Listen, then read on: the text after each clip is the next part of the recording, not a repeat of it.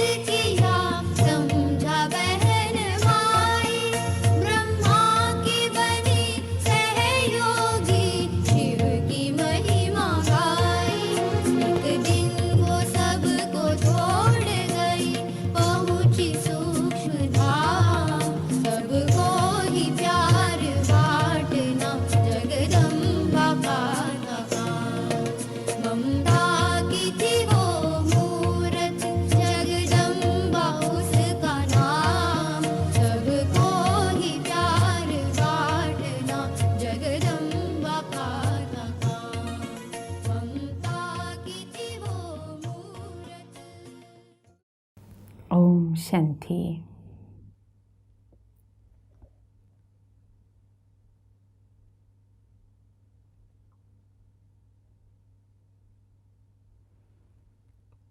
മധുരമധുരമായ മമ്മയുടെ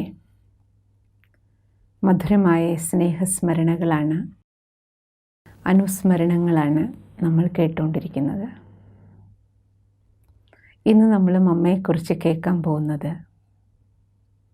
ഏറ്റവും മധുര സ്വഭാവധാരി, നമ്മുടെ എല്ലാവരുടെയും ഹൃദയങ്ങളെ ജയിച്ച ബാബയുടെ ചെറിയ നന്ദി, ഭഗവാന്റെ ഭാഗ്യശാലി രഥം, ആദരണീയ ഗുൽസാർ ദാദിജിയിൽ നിന്നാണ്. ദാദി പറയാണ്, മാതേശ്വരി ഹൃദയേശ്വരിയായിരുന്നു. ആദരണീയ ഗുൽസാർ ദാദിജി പറയുകയാണ്, മാതേശ്വരി എന്ന് ഞങ്ങൾ വിളിച്ചിരുന്ന മധുരമായ മമ്മ ഞങ്ങൾക്കെല്ലാവർക്കും ഹൃദയേശ്വരിയായിരുന്നു. വിശ്വത്തിൻ്റെ നവനിർമ്മാണ കാര്യത്തിൽ മാതേശ്വരിജിയുടെ സംഘടനാ പാടവം അത്ഭുതകരവും അദ്വിതീയവുമായിരുന്നു. മമ്മ എത്ര കന്യകമാരെയാണ് മാതൃരൂപേണ പാലന കൊടുത്ത് വളർത്തിയത്. അവരുടെ പരിവർത്തന കാര്യത്തിലും മമ്മ തൻ്റെ നൈപുണ്യം കാണിച്ചു.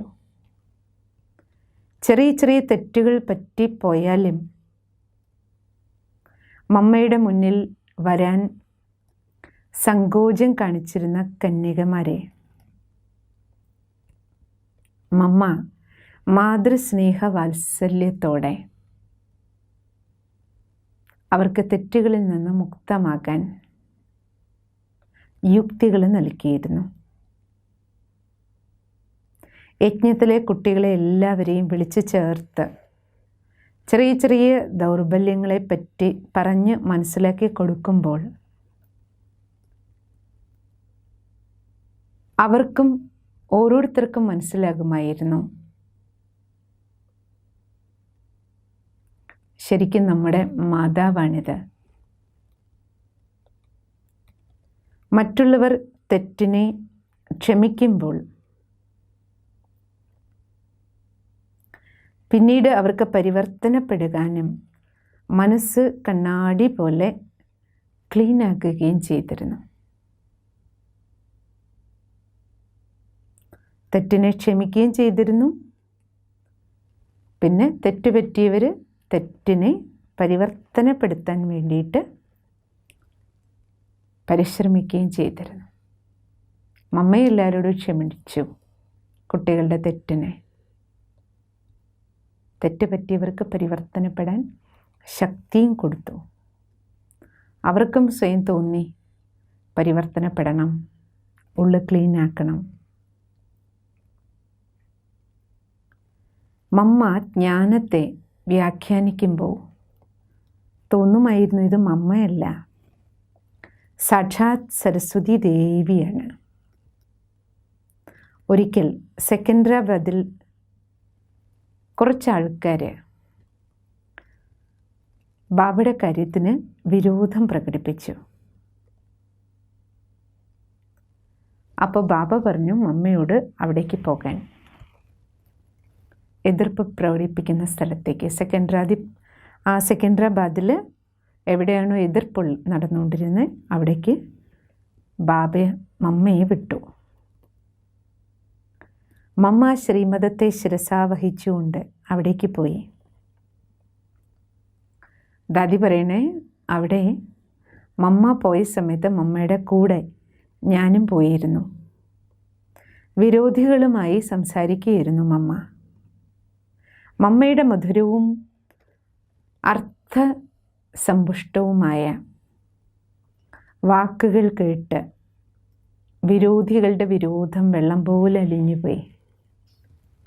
സരസ്വതി മാതാവ് സ്വയം നേരിൽ വന്ന് സംസാരിക്കുന്നതായി അവർക്ക് തോന്നി.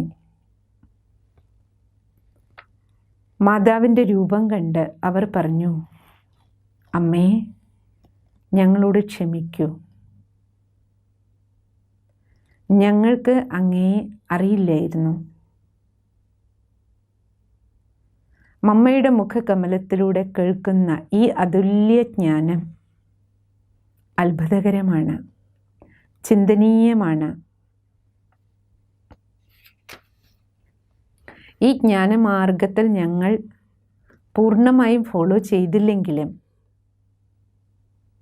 മമ്മയുടെ വരവോടെ ഞങ്ങളുടെ അകക്കണ്ണ് തുറന്നു കിട്ടി.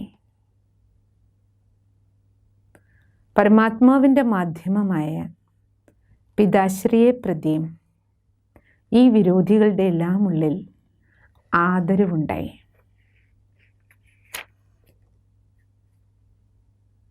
അതിൽ നിന്ന് നമുക്ക് എന്താ മനസ്സിലാക്കേണ്ടേ? ദാദി എന്താ സൂചിപ്പിക്കണേ? വിരോധികളുടെ പോലും ഹൃദയത്തെ ജയിക്കാൻ മമ്മയ്ക്ക് ഒറ്റ തവണ കൊണ്ട് കഴിഞ്ഞിട്ടുണ്ട്.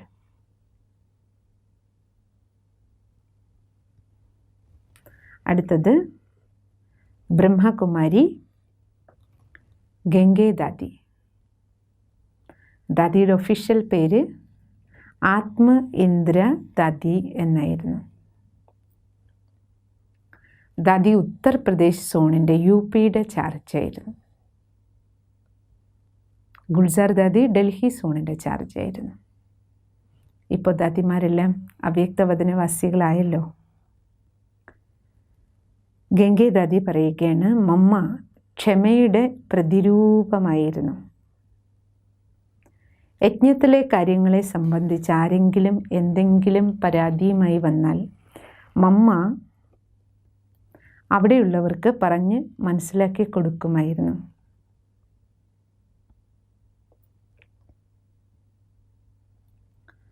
പരാതിക്കാരുടെ മനസ്സിൽ ആരെക്കുറിച്ചാണോ പരാതി പറഞ്ഞത്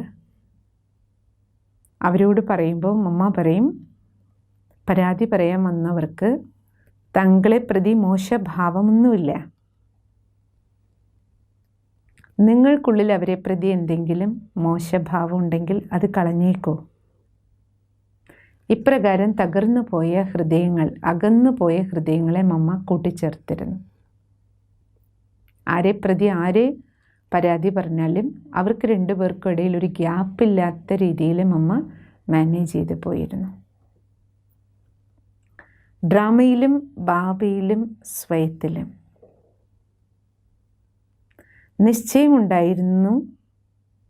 അതുകൊണ്ടാണ് മമ്മ നമ്പർ 1 ആയത്. സ്വയത്തിലും ബാബയിലും ഡ്രാമയിലും നിശ്ചയമുണ്ടായിരുന്നത് കൊണ്ടാണ് നമ്പർ 1 മമ്മയുടേത് അർജുനനെ പോലെയുള്ള ഏകാഗ്രതയായിരുന്നു. ഫസ്റ്റ് നമ്പറിൽ വരുന്നതിനുള്ള ലക്ഷ്യം വെച്ചിരുന്നു മമ്മ. ഞങ്ങൾ കുട്ടികളോട് പറയുമായിരുന്നു, വിചാരങ്ങളെ സദാ ശ്രേഷ്ഠമാക്കി വയ്ക്കുകയാണെങ്കിൽ ബാബയ്ക്ക് സമാനമായി മാറാം. വിചാര ശ്രേഷ്ഠതയിലൂടെ ബാബ് സമാനാകാം. സദാ ബാബയെ മാത്രം നോക്കുക, സ്വയത്തെ നോക്കുക, മറ്റാരെയും നോക്കരുത്. സ്വയത്തെ നോക്കുക, ബാബയെ നോക്കുക, മറ്റാരെയും നോക്കരുത്. ബാബയിലും ഡ്രാമയിലും നിശ്ചയമുണ്ടെങ്കിൽ കർമാതീതമായി തീരും. ഇതായിരുന്നു മമ്മ പഠിപ്പിച്ച പാഠം. ഇനി അടുത്തത് ഹൃദയ പുഷ്പദാദി.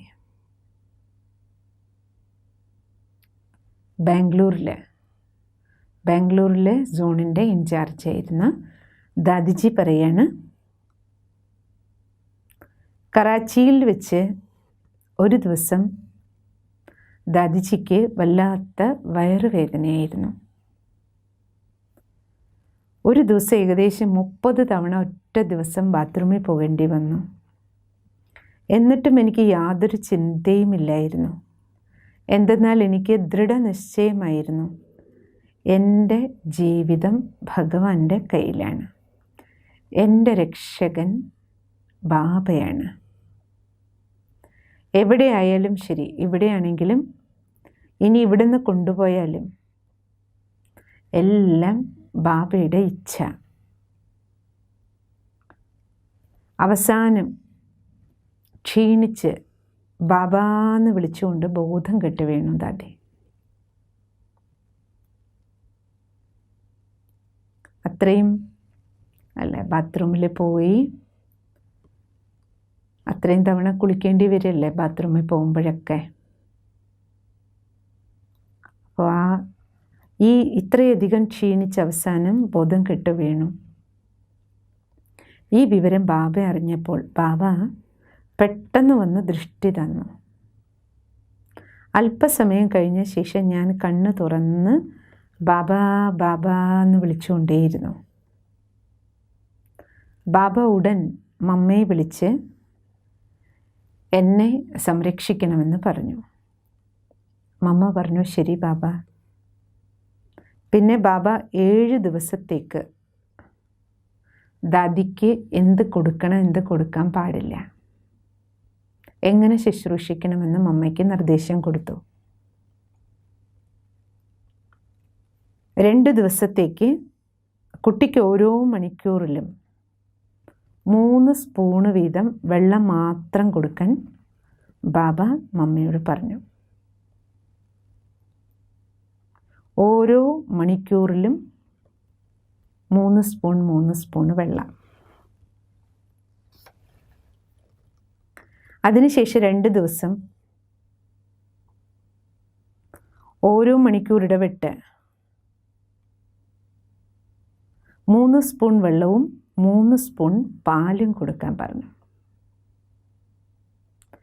5-ാം ദിവസം 2 സ്പൂൺ കിച്ചടി കൊടുക്കൂ പറഞ്ഞു ബാബ. മമ്മ അതേപോലെ ചെയ്തു. ഒരാഴ്ച കൊണ്ട് ദാദി സുഖം പ്രാപിച്ചു.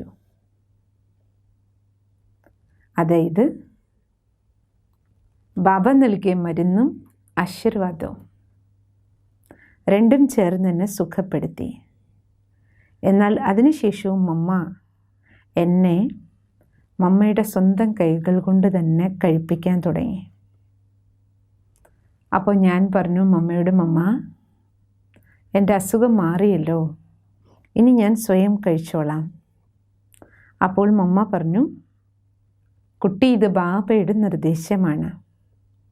ബാബ എപ്പോൾ പറയുന്നു അപ്പോഴേ ഇനി കുട്ടി സ്വന്തം കൈകൊണ്ട് കഴിക്കാൻ പാടുള്ളൂ. അതുവരെ മമ്മ കഴിപ്പിക്കും. അടുത്ത ദിവസം മമ്മ രാത്രി 10 മണിക്ക് മുറിയിലേക്ക് വരാൻ പറഞ്ഞു. ഞാൻ അവിടെ ചെന്നപ്പോൾ മമ്മ ഗദിയിലിരുന്നു.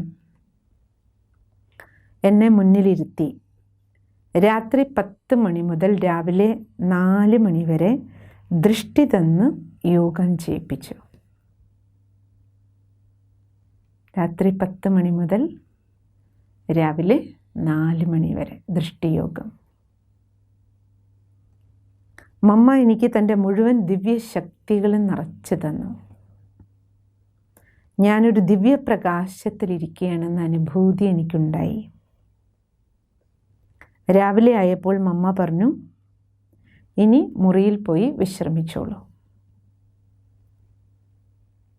രാവിലെ കുറേ സഹോദരിമാർ മമ്മയുടെ അടുത്ത് ചെന്ന് ചോദിച്ചു, മമ്മ, ഹൃദയ പുഷ്പ ബഹൻ എന്ത് തപസ്യ ചെയ്തിട്ടുണ്ട്? എന്തുകൊണ്ടാണ് മമ്മ ഇത്രയധികം ശ്രദ്ധ കൊടുത്ത് അവരുടെ സേവനം ചെയ്യുന്നത്? അപ്പോൾ മമ്മ പറഞ്ഞു, നിങ്ങൾ ഈ ചോദ്യം ഹൃദയ പുഷ്പ ബഹനോട് തന്നെ പോയി ചോദിക്കൂ എന്ന്. എല്ലാ സഹോദരിമാരും എൻ്റെ അടുത്ത് വന്ന് ചോദിക്കാൻ തുടങ്ങി, താങ്കൾ എന്ത് തപസ്യയാണ് ചെയ്തത്? സ്വയം മമ്മ തന്നെ താങ്കളുടെ സേവനം ചെയ്യാൻ. അപ്പോൾ ഞാൻ പറഞ്ഞു, എനിക്കാണെങ്കിൽ ഒരേയൊരു ബാബ മാത്രമേ ഉള്ളൂ. രണ്ടാമതെനിക്ക് ആരുമില്ല. ജീവിതം ഞാൻ ആ ബാബയ്ക്ക് സമർപ്പിച്ചിരിക്കുകയാണ്. ബാബയ്ക്ക് എൻ്റെ ജീവിതം സമർപ്പിച്ചത് മുതൽ ഒരേയൊരു ശിവബാബയല്ലാതെ രണ്ടാമതാരെയും ഞാൻ കണ്ടിട്ടില്ല. ഇതാണ് എൻ്റെ തപസ്യ. ഒരേയൊരു ശിവബാബ, രണ്ടാമതാരുമില്ല. ഈ തപസ്യ ഞാൻ ചെയ്തത് കൊണ്ടാണ്, എൻ്റെ അർത്ഥം എന്താണ്? ഈ തപസ്യ ചെയ്തത് കൊണ്ടാണ് സ്വയം ശിവബാബ ഭഗവാനാണ് യജ്ഞമാതാവായ സരസ്വതി ദേവിയിലൂടെ തന്നെ ദാദിയുടെ പരിപാലന. എപ്പോൾ ആവശ്യം വന്നു, ശരീരത്തിന് ഇത്രയും രോഗം ബാധിച്ച് മരണത്തോട് മല്ലിടുന്ന ഘട്ടം വന്നപ്പോൾ സ്വയം ഭഗവാൻ മമ്മയെ കൊണ്ട് ദാദിയുടെ സേവനം ചെയ്യിച്ചു. ശിവബാബ ബ്രഹ്മബാബയ്ക്ക് ടച്ചിങ് കൊടുത്തു. ബ്രഹ്മബാബ മമ്മയോട് പറഞ്ഞു, മമ്മ സ്വന്തം കൈകളാൽ പാലന ചെയ്തു. അപ്പം ഇതിൽ നമുക്കെന്താ ബാബ സന്ദേശം തരുന്നത്? പാഠം എന്താ തരുന്നത്? എപ്പോഴാണോ നമ്മുടെ ബുദ്ധിയോഗം എൻ്റേത് ഒരേ ഒരു ബാബ, രണ്ടാമതാരുമില്ല, എവിടേക്കും ബുദ്ധി കെട്ടപ്പെടാത്ത അവസ്ഥയിൽ എത്തുന്നത്, അപ്പോൾ നമ്മുടെ ജീവിതത്തിൻ്റെ സമ്പൂർണ്ണ ഉത്തരവാദിത്വം ആർക്കുള്ളതാണ്? ബാബയ്ക്കുള്ളതാണ്. ബാബ നോക്കും. ആരിലൂടെ നോക്കണമോ? ഏറ്റവും ബെസ്റ്റ് ഹാൻഡ് ഏതാണോ ആ കൈകളിലൂടെ ബാബ നമ്മുടെ പാലന ചെയ്യും. പക്ഷേ നമ്മുടെ ഉള്ളിൽ രണ്ടാമതൊരാൾ, ഒരു വസ്തുവിലോ വ്യക്തിയോ നമ്മൾ ആധാരമാക്കി വെച്ചിട്ടുണ്ടാകരുത്. സർവം സമർപ്പണമായി ഉള്ളുകൊണ്ട് ബാബയ്ക്ക് നമ്മളെ സമർപ്പിച്ചിട്ടുണ്ടായിരിക്കണം.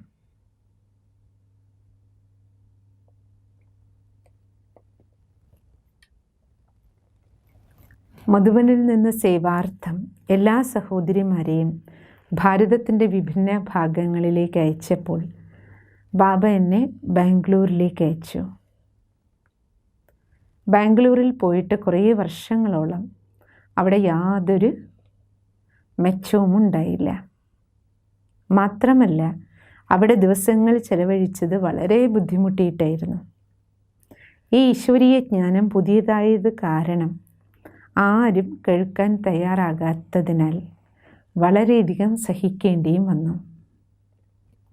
ഈ വിവരങ്ങൾ ബാബ അറിഞ്ഞപ്പോൾ ബാബ മമ്മയോട് പറഞ്ഞു, എൻ്റെ കുട്ടി അവിടെ വളരെ ബുദ്ധിമുട്ടിയിട്ടാണ് ജീവിക്കുന്നത്. മമ്മ സ്വയം ബാംഗ്ലൂരിലേക്ക് പോകൂ, എന്നിട്ട് കുട്ടിയെ കൂട്ടി തിരിച്ചു കൊണ്ടുവരും. ഈ വിവരം ഞാനും അറിഞ്ഞു. മമ്മ ആദ്യമായി ബാംഗ്ലൂരിലേക്ക് വരികയാണ്. ഞാൻ യോഗത്തിലിരുന്നു.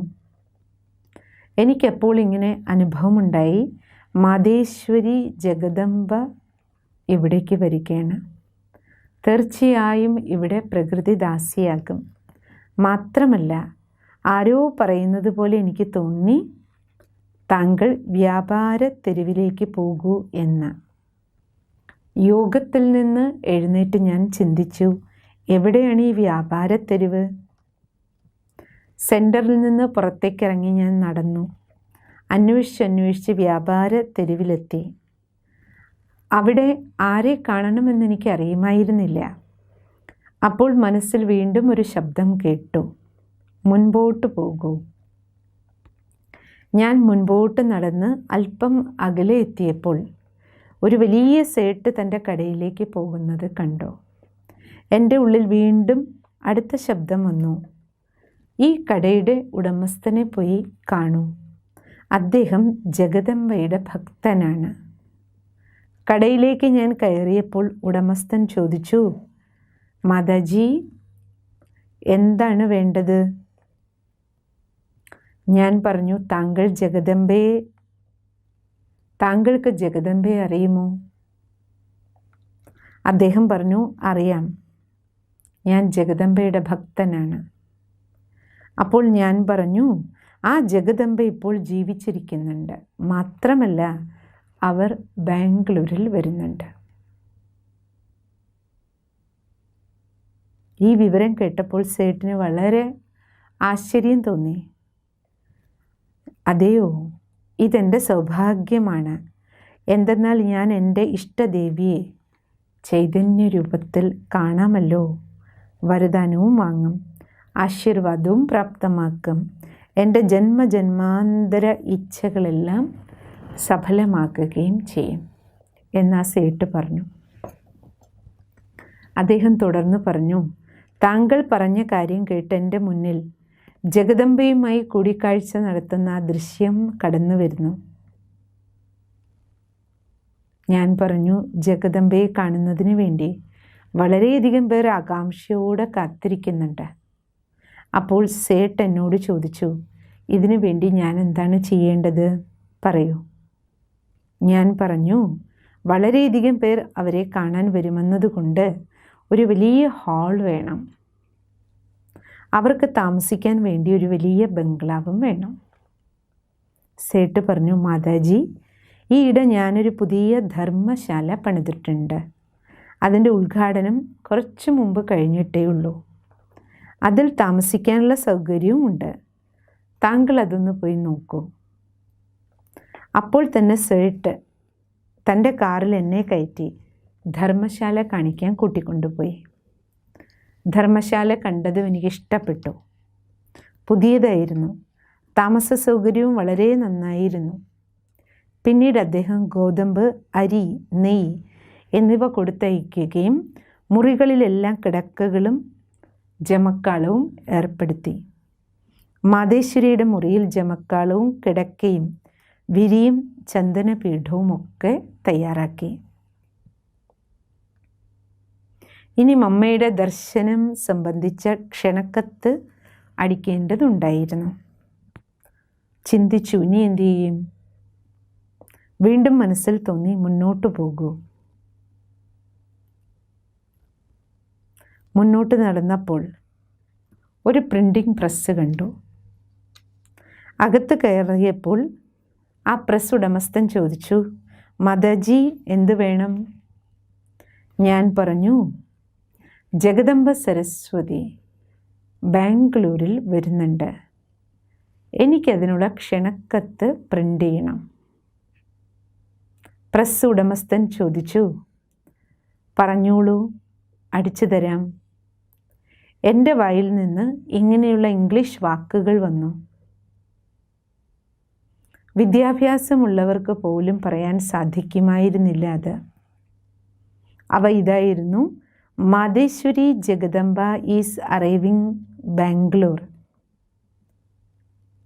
Please have the blessings of complete purity, peace and prosperity for many births. All are invited. Dadi പറയണം, എൻ്റെ വായിൽ നിന്ന് ഇങ്ങനെ ഇംഗ്ലീഷ് സെൻറ്റൻസുകൾ വന്നു പ്രിൻ്റ് ചെയ്യാൻ. ഞാൻ പറഞ്ഞു അദ്ദേഹത്തോട്, ഇങ്ങനെ പ്രിൻ്റ് ചെയ്യുമെന്ന്. മാതേശ്വരി ജഗദംബ ബാംഗ്ലൂരിൽ വരുന്നു. പൂർണ്ണ പവിത്രതയുടെയും ശാന്തിയുടെയും സമ്പത്തിൻ്റെയും ആശീർവാദങ്ങൾ അനേക ജന്മങ്ങളിലേക്ക് സ്വീകരിക്കാനായി ഏവർക്കും ക്ഷണം. പ്രസ് ഉടമസ്ഥൻ പണം ചോദിച്ചു. എന്നാൽ എൻ്റെ കയ്യിൽ ഒന്നുമില്ലായിരുന്നു. ഞാൻ പറഞ്ഞു, ഒരു മാതാവിൻ്റെ കയ്യിൽ പണം കൊടുത്തുവിടാം. അവരുടെ കയ്യിൽ കാർഡ് കൊടുത്തുവിട്ടാൽ മതി. ഇനി മാതേശ്വരി ജഗദംബയെ എങ്ങനെ സ്വാഗതം ചെയ്യും? അതിനുവേണ്ടി മാലയും പുഷ്പങ്ങളും വേണമല്ലോ. കുറച്ച് ദിവസം മുമ്പ് ഒരു തോട്ടക്കാരൻ ഭായി ക്ലാസ് കേട്ടിരുന്നു. അദ്ദേഹം പറഞ്ഞു, ജഗദംബ മാതാവിന് വേണ്ടി എത്ര മാലയും പുഷ്പങ്ങളും ആവശ്യമുണ്ടോ അത് ഞാൻ കൊണ്ടുവരാം. ഞങ്ങൾ മാതേശ്വരിയുടെ വരവും കാത്തിരുന്നു. ആ ദിവസവും വന്നെത്തി. മാതേശ്വരി ബാംഗ്ലൂരിൽ എത്തിച്ചേർന്നു. ഭവ്യതയോടെ സ്വാഗതം ചെയ്തു. സേട്ട് മമ്മയെ കണ്ടതോടെ അദ്ദേഹത്തിൻ്റെ മനോകാമനകളെല്ലാം പൂർത്തിയായി. തൃപ്തനായി. വളരെ അനേകം ഉന്നതന്മാർ മമ്മയെ കാണുന്നതിന് വേണ്ടി വരികയും മമ്മയുടെ വാക്കുകൾ കേട്ട് സന്തുഷ്ടരാകുകയും ചെയ്തു. ഒരാഴ്ച മമ്മ ബാംഗ്ലൂരിൽ താമസിച്ചു. തിരിച്ചു പോകേണ്ട സമയമായപ്പോൾ എന്നോട് ചോദിച്ചു, മമ്മ, എനിക്ക് ബാബയുടെ വീട് താങ്കൾ കാണിച്ചു തന്നതേയില്ല. ഇത്രയും ദിവസം മമ്മ താമസിച്ചത് ധർമ്മശാലയിലായിരുന്നല്ലോ, പുതിയ ബിൽഡിങ്ങിൽ. അപ്പം മമ്മ ചോദിച്ചു, സെൻറ്റർ എവിടെയാണ് ദാദി താമസിക്കണത് ഇത്രയും കാലങ്ങൾ കൊണ്ട്? ഞാൻ ഒഴിഞ്ഞു മാറി. എന്നാൽ മമ്മ വീണ്ടും വീണ്ടും ചോദിച്ചു. അപ്പോൾ ഞാൻ താമസിക്കുന്ന സ്ഥലത്തേക്ക് കൂട്ടിക്കൊണ്ടുപോയി.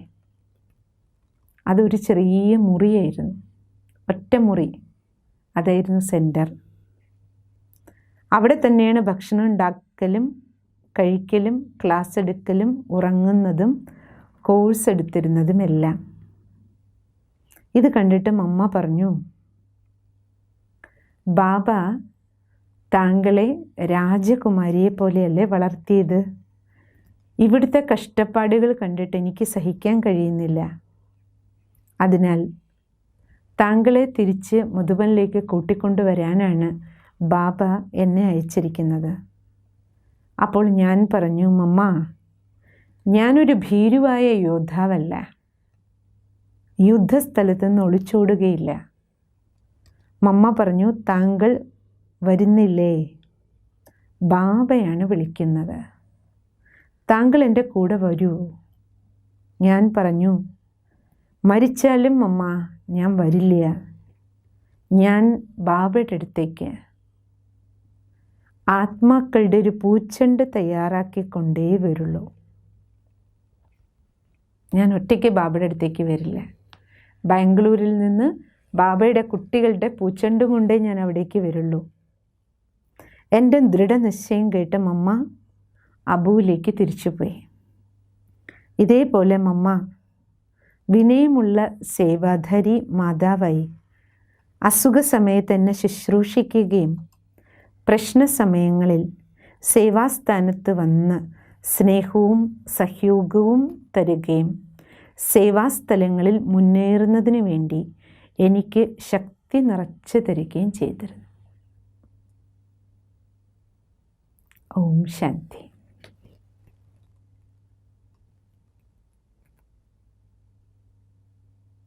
ഇന്നെന്താ പാഠം കിട്ടിയത്? മമ്മ ജീവിച്ചിരുന്നപ്പോഴേ അല്ലേ, ജ്ഞാനികൾക്ക് മാത്രമല്ല ജ്ഞാനത്തിലില്ലാത്തവർക്ക് പോലും ദർശനം കൊടുത്ത് കാര്യങ്ങൾ ചെയ്യിച്ചിരുന്നു. ഓം ശാന്തി. ബാക്കി നമുക്ക് നാളെ കേൾക്കാം.